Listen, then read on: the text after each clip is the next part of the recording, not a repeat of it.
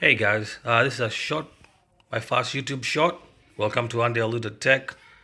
Don't mind my kids in the background. Anyways, I wanted to show you guys how to replace the stock fans from Intel NUC 13 Extreme, the Extreme kit. Just unbox it.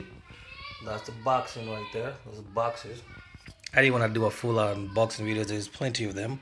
But I didn't want to show you guys that you can replace these fans are loud if you're gaming, but if you wanna have some quiet fans, replace them with the Noctua NFA 12 by 25. So that's how you do it. I mean, you can do it, it's possible. So let's go with the basics. This is a bottom fan plug-in, and this is the top fan, or this is the bottom, this is the top. So you unplug those first, and then after you take out all the parts of the NUC, at the back there's 4 screws on each fan. So you unscrew those, and these are the screws right here. So all you have to do next is just put the screws back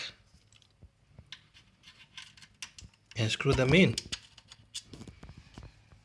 and that's it. You just to pull them out, you slide it up, pull out the fan, put it in, you slide this back down, and you hook the wire through here,